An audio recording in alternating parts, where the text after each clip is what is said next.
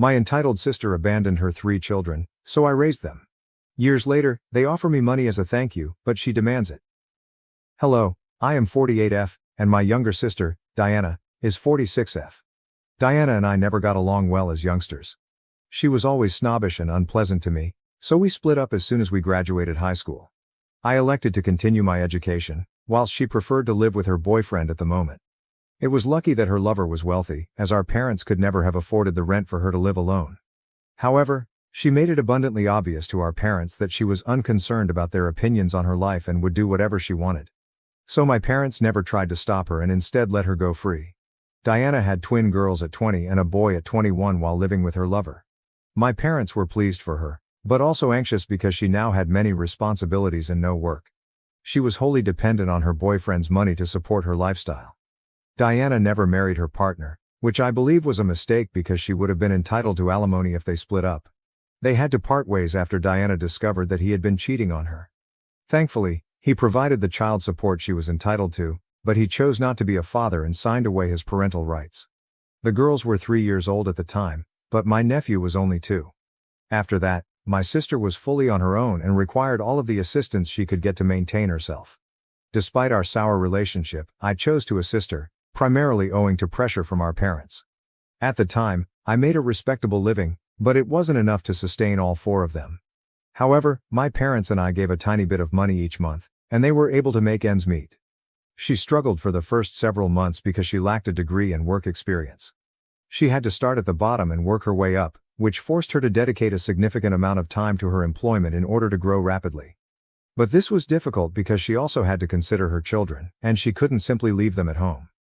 Hiring a babysitter was a possibility, but it was prohibitively expensive, so she was forced to rely on me or her friends. Our parents were also working and contributing financially to aid her, so they were unable to stay at home with the children. I was in the same predicament. She didn't have any friends who would take on the duty of minding her children while she worked because they all had their own lives and occupations.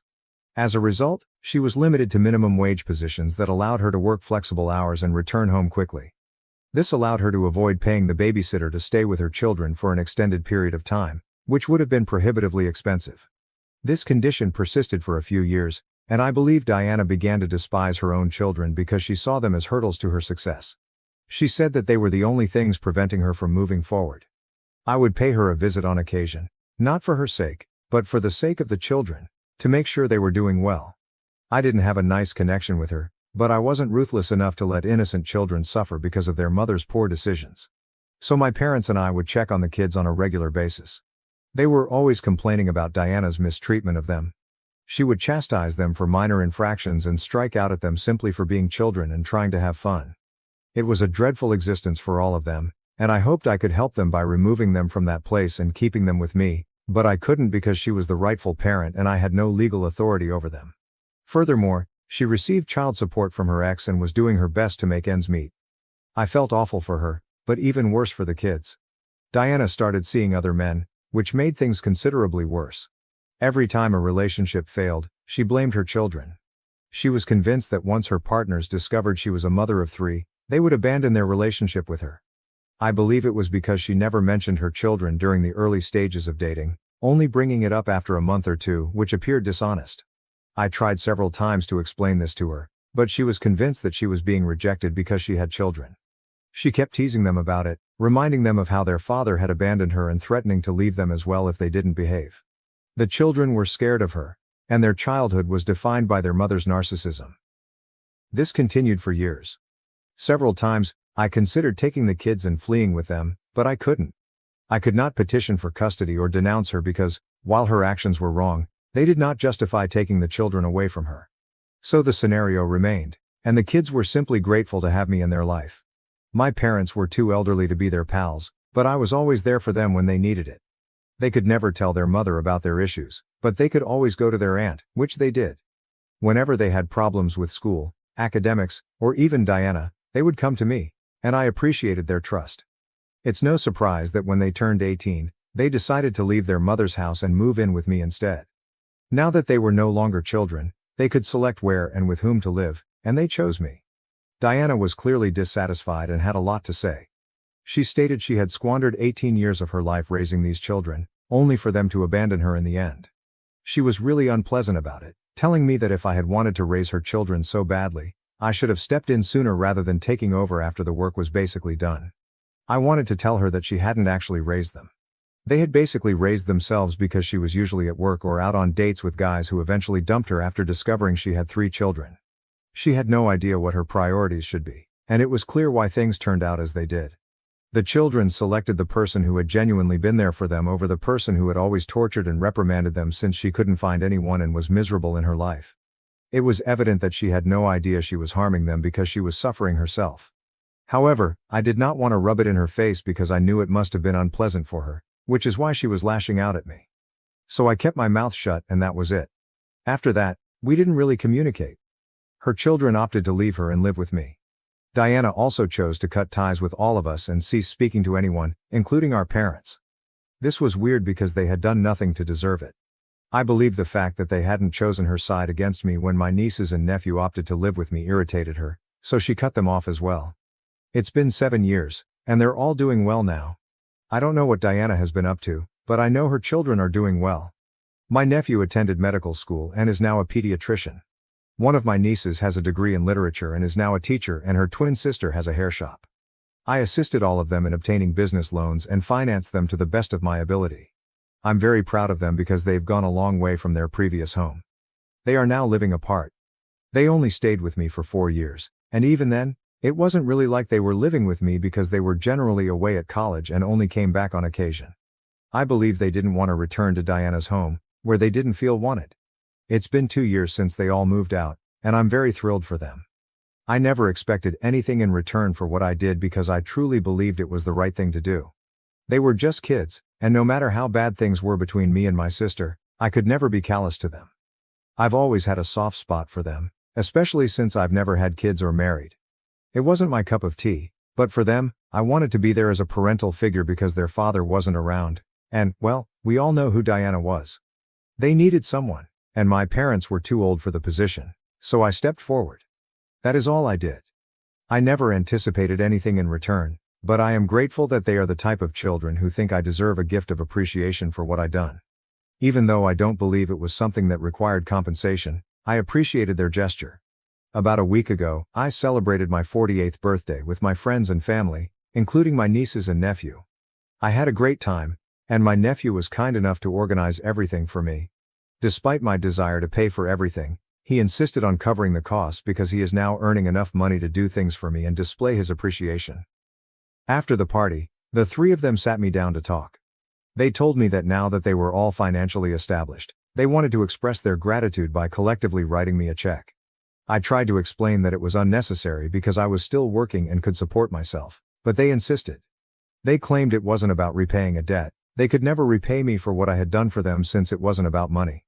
It was about the encouragement and faith I had provided them, which they could never fully repay. This was their humble attempt to show their appreciation. I was deeply moved by their genuine act and wanted to share it on social media. I just wanted to thank them for everything they were doing for me. My sister and I hadn't spoken in years, so I didn't think she would care. I was blocked on every platform, and I assumed she wouldn't see it, so I felt it was fine. Diana had never followed up with us or inquired about her children's well-being after they had left home. Granted, it was they who broke up with her first and moved in with me, but that was her fault. The least she could have done was show interest in their lives and try to be a mother figure to them in order to make one for her faults. But, to be honest, she didn't seem to care about the loss of communication, so I figured she was all right. Anyway, following that post, I received a reply from her a few days ago. I wasn't expecting it because, as I indicated, we hadn't spoken in 6 years. However, I should have predicted that as soon as she realized her children were financially secure, she would start sniffing around like a bloodhound, trying to figure out how much money she could obtain from them. In her reply, she stated that she had seen my post and wanted to talk about her children. She recognized that she had made mistakes in the past and had not been a good mother to kids, but she felt compelled to give herself another shot. She claimed she had missed them a lot over the previous 6 years. I'm not sure how much truth there is in that statement because if she truly missed them, she could have contacted me at least once. She asked me to speak with her children and help bridge the gap between them, as they respond well to me. The timing was strange, so I ignored her message. However, when I failed to react, she called me in the evening, and I snapped. She insisted that I assist her in reconnecting with her children, but I refused. I was quite aware that she was merely pursuing their money, not because she truly cared about their well-being. If she truly regretted what she had done, she would have contacted them directly rather than talking to me. She couldn't let go of her pride and ego for a single second. She still expected her children to contact her, despite the fact that she was the one who had made a mistake. It was amazing how entitled she was. She tried to dispute with me, arguing that she wasn't pursuing their money and that it was offensive for me to suggest so. I assured her that I was not implying anything. It was so obvious. I felt appalled and repulsed by what she was doing. She then accused me of stealing everything from her, claiming that I had already stolen her children and was now stealing her riches. I informed her that I didn't need the money and was originally hesitant to accept the check, but now I was going to take it all because she didn't deserve it. Now she's crying on social media, telling everyone what I said and attempting to make me seem bad. Some of my relatives say I went too far with what I said, that I'm greedy, and that I owe her an apology, which is absurd. That is why I am here to inquire if I'm in the wrong for telling my sister that she does not deserve the money that her children have decided to give me. Update. As some responses advised, I recounted the situation with my nephews and nieces. They informed me they had heard about it from a few of relatives and had considered speaking with me but had not had the time. However, after I called them over and discussed it with them, they informed me that they believed I did the correct thing. My nephew was open about his views, stating that he had never considered of his mother as a maternal figure throughout his life. He always blamed me because she had never been there for him, and my niece agreed. He'd always been the most outspoken of the group, so it was predictable that this was all coming from him. My nieces were too emotional to speak, but he was quite angry and upset. He explained that Diana only spoke to me since she had never done the basic minimum for them. This was despite the fact that she was receiving child support from their father, and even then, she would humiliate them and make them feel horrible for merely existing, which was not their fault. They believe I did the right thing and have informed me that they will not contact their mother, regardless of what happens. They also believe that I should stand up for myself and explain my side of the story online now that Diana has decided to speak negatively about me on social media. They believe that this is the most effective approach to convey the message, therefore that's what I'll do. I'm delighted they opted to take my side in this because my parents are staying out of it and have stated that they don't want to get involved. Diana never spoke to them after her children cut her off, which I find unusual. My parents' polite approach to this problem strikes me as unusual, given that they have not communicated with Diana in the last 6 years. I was disappointed, but at least my nieces and nephew support me. Now many people have asked me why I did not petition for custody and have the children taken away from Diana if I knew she was a bad mother and was mistreating them. I mentioned in my piece that, while her actions were wrong, they did not constitute torture, abuse or neglect. She was constantly harsh to them and wasn't emotionally present for her children. So while I could have filed for custody, it was quite improbable that I would have gotten the children into my care. Courts typically encourage families to keep together, and in this case, they had already lost their father. Their father had abandoned them, leaving them with only their mother as a biological parent. Naturally, the court would want the family to stay together. I knew that if I filed a petition against her or took legal action against Diana, she would ensure that I never saw them again. She would make certain that she took the kids far away from me. It was already improbable that I would have been able to take kids away from her and obtain full custody, so this would have put them in a dangerous situation. This is why I decided to play it safe by staying in touch with them and being available for them at all times. I'm not sure if it was the correct thing to do in the long term, but at the time, it seemed like the only option. Maybe there were other ways to deal with it, but it was all I could think of, so I did what I believed was right. It was difficult for me, and for years I debated whether I should file for custody or have kids taken away from her and rehomed, but there's no telling what might have occurred, and I figured it was better for kids to stay with their mother and maintain touch with me and my parents than risk anything in this circumstance. I hope this answers the questions most people had for me. Maybe I came across as the evil guy for what I did, but I don't care. I know the kids are doing well in their life, and I did everything I could to keep them happy and safe. I was always there for them, therefore I don't feel guilty about anything. Update 2. It's been a week since Diana's message and I've received a lot of phone calls today from family and people who have spoken with her. They were pointing out my mistakes and scolding me. It was getting really tiresome and I was swamped with work, which is why I hadn't been able to post sooner. But today, I decided I'd had enough. After a brief talk with my nephew and nieces, I decided to finally make a post that shared my side of the story as well as, in some ways, theirs. I don't think anyone in the family realized how much those kids had been through as children. How many taunts they had to endure every day simply because Diana opted to become pregnant early and drop everything for her boyfriend at the time. Even after that, she continued to blame others for her own actions and attempted to appear as if she was doing everything in her ability to do the best for her children. But, in actuality, she was never present for them. Since she was telling everyone that I had stolen her children from her and was now stealing a fortune from her, now that her children were doing well financially, I felt people deserved to know the truth, not just her twisted version of events in which she was the victim rather than the person who tormented everyone. They had already judged me for a variety of reasons since they only knew her side of the story and sympathized with her. But in reality, I deserved to share my side of the story, as did her children. So I typed everything up a few hours ago and published the post. So far, she hasn't said anything to me, and the only texts I've gotten are from relatives who were judging me earlier. They have now abruptly changed their tune and are attempting to apologize for judging me too soon. But frankly, it means nothing to me. I simply wanted them to know the truth. I don't care what they think of me, but it was vital for me to speak the truth and share how Diana handled her children, which is why they are no longer in contact with her. Anyway, now that everything is finished, I am ready to move on from this. Honestly, I don't want anything to do with Diana anymore, and I was perfectly content for the past 6 years when she didn't contact me. I believe the same may be stated for her children as well. I don't understand why she felt the need to create so much drama. If she wanted money, she might have asked for it rather than pretending to want another chance at motherhood. Update 3. It's been a day since I wrote that post. Diana may have woken up today and decided to get back at me. Instead of contacting me directly, she became increasingly dramatic and began commenting on that post, attempting to make it appear as if I was lying. But it was not going to work. Obviously, as soon as she attempted to react, her children began commenting and responding to her, reminding her of particular episodes from their childhood in which she had been cruel to them.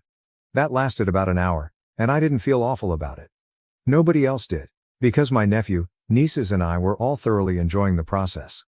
They were utterly humiliating her, and there was no way she could get out of it since every single lie she tried to say to make me look bad was discovered. I'm glad I chose to do this on the weekend. Otherwise, we might not have been able to respond as swiftly. Anyway, that lasted about an hour, and then she began deleting her comments so that no one could catch her in her falsehoods. However, it was too late because many others had already noticed what was going on in the comment section, and I believe she began to be called out for her actions by others. She started erasing her comments and backtracking on everything she said, and then she blocked me. She also blocked her children. I'm guessing it was her way of surrendering, and I'm pleased she did because she would have lost in a fight with us. We clearly have the upper hand here, morally or otherwise. I believed deleting the comments would be the end of our connection, but she chose to contact me personally as well. She messaged me, saying she hoped I was happy now that I had presented her as the monster and everyone hated her. It was very ironic coming from her, because that was exactly what she was attempting to do to me first. She initiated it, and now when I wanted to return it to her, she is unable to accept it. I don't understand why individuals attempt to dish it out when they know they can't take it in return. Just don't cause any drama if you don't want to be held accountable for the results. Anyway, I disregarded that message, and that's what we're all going to do for the rest of our lives because she's no longer worth our attention. She has proven it. Thank you for watching. If you haven't subscribed yet, please do so and hit the notification bell to stay updated with more shocking real-life stories happening around you.